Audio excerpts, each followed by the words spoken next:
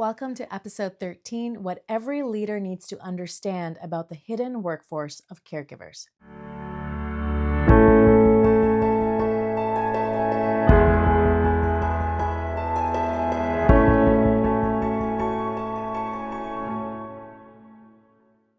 I'm Dr. Anna Thomas. I'm a physician, caregiver advocate, and founder of Life Care Leadership.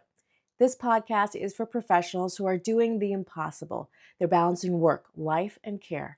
Whether you're a caregiver yourself or a leader supporting a team that includes caregivers, this space is for you. Each week, we unpack real strategies, leadership insights, and mindset shifts to help you thrive, not just survive, in the age of caregiving. Let's get into it. If you're a team leader, HR director, or executive, I want to invite you to consider something that may not show up in your reports, but is quietly affecting your bottom line. You have a hidden workforce inside your organization. They show up, they perform, they rarely ask for help, but they are carrying a second unpaid job, one that's invisible until it starts to unravel everything else. They are caregivers. And in today's episode, we're going to understand who they are, what they need, and what you as a leader can do to support them strategically. First, let's talk about numbers. 1 in 5 adults in the US are caregivers. They're supporting aging parents or children with complicated medical needs, spouses with an illness, or multiple generations all at once.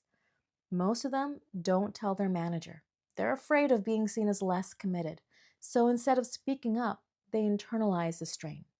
This leads to missed deadlines, disengagement, increased sick days, silent burnout, and ultimately resignation. The caregiving crisis is not just a personal issue. It's also a workforce issue, and it's becoming a business imperative regardless of what industry you're in. So what do you, as a leader, need to know? Let me give you 3 critical insights that will help you lead more effectively in this new landscape. First of all, caregiving is leadership in disguise. Caregivers are not liabilities. They are already leading complex operations at home. They're coordinating logistics. They're managing finances and medications. They're navigating healthcare systems. They're advocating for others. They're making emotionally complicated decisions every single day. These are the same skills that you value in your managers and your emerging leaders. But if caregivers feel that they have to hide this part of their life, they'll never fully show up at work. When you acknowledge caregiving as a form of leadership, you don't just support your team, you strengthen your talent pipeline. Second, most organizations already have the tools, but not the awareness. You likely have some benefits that could support caregivers: PTO, flexible work options, employee assistance programs, mental health or wellness initiatives. But here's the catch. If these programs aren't named, visible, or caregiver specific, they might not get used. See, many caregivers don't realize that they qualify. Others don't feel psychologically safe enough to ask. And that's why awareness is everything. A simple email or an internal message that says, if you're caring for a loved one, here's what we offer and how to access it. That can reduce stress. It can open conversations and prevent burnout before it hits. Third, culture doesn't shift until leaders name it. This might be the most important piece.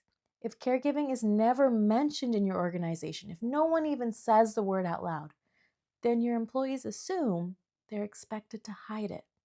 And that creates isolation, disengagement, attrition.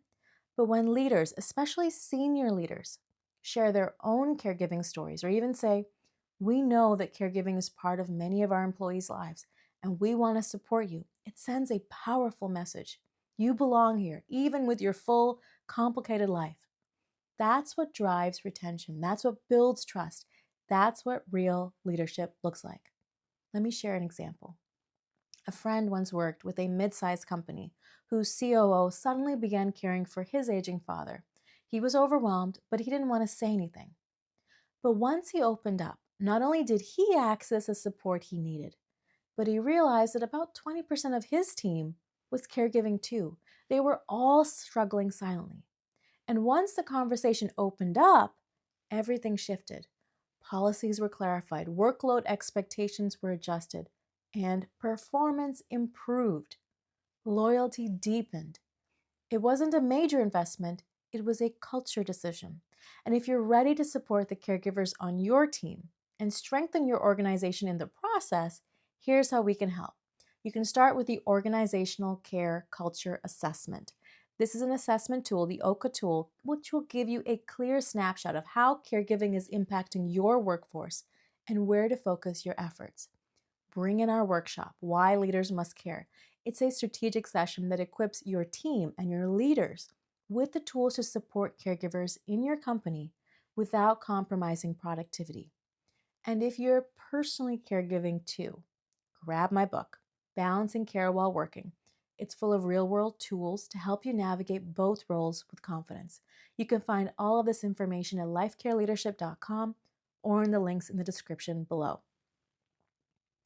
Caregivers aren't a problem to solve. They're a powerful part of your workforce, and they're leaving quietly every day unless you make a change. When you lead them well, your entire organization rises. Thanks for watching. Subscribe, share this with your HR or your executive team, and join me next week for another podcast. Remember, you've got this, and I've got you.